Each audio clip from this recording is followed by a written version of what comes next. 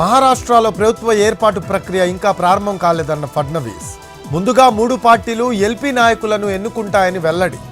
ఎల్లుండి 3 పార్టీల ముఖ్య నేతల సమావేశంలో సీఎం అభ్యర్థిపై నిర్ణయం.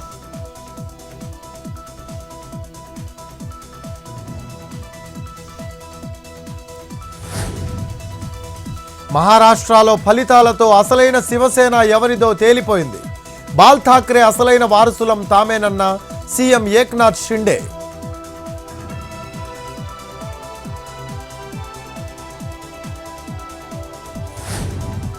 ప్రజలు విభజిత రాజకీయాలను తిప్పికొట్టారు.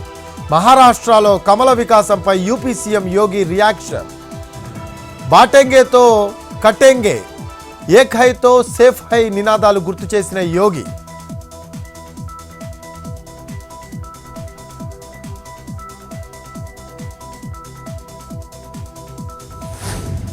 వ్యవసాయ శాఖపై సీఎం రేవంత్ రెడ్డి సమీక్ష.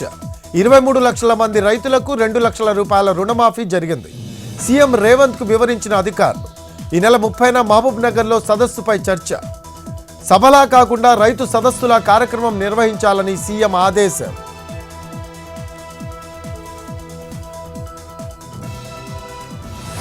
కేసులకు భయపడేది లేదన్న ఎమ్మెల్సీ దువ్వాడ శ్రీనివాస్. పవన్ పై చేసిన వ్యాఖ్యలకు 2 ఏళ్ల తర్వాత కేసు పెట్టడం ఏంటని నిలదీత.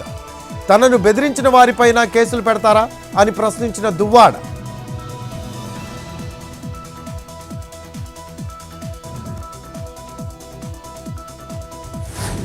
కర్నూలు జిల్లా మంత్రాలయంలో రెచ్చిపోతున్న ఇసుక మాఫియా.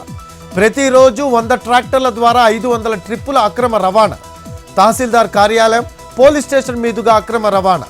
అధికారులు, పోలీసులు పట్టించుకోకపోవడంతో స్థానికుల ఆగ్రహం.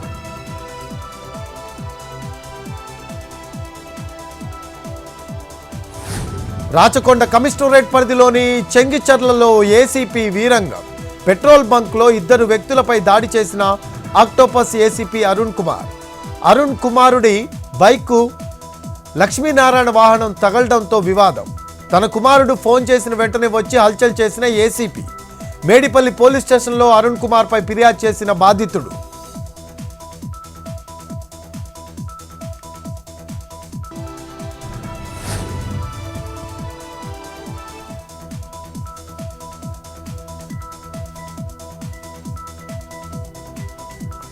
భారతీయ రైల్వే కార్మిక సంఘాల గుర్తింపు ఎన్నికలకు మోగిన నగారా.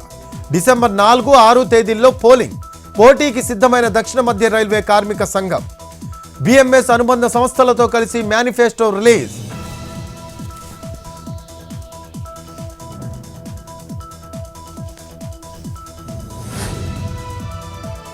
పార్వతీపురం ఐటీడీఏ వద్ద కాంట్రాక్ట్ ఉపాధ్యాయుల ఆందోళన. ఉరితాడులతో నిరసన తెలిపిన ఆందోళనకారులు. 20 ఏళ్లుగా పనిచేస్తున్న తమకు ఉద్యోగ భద్రత కల్పించాలని డిమాండ్.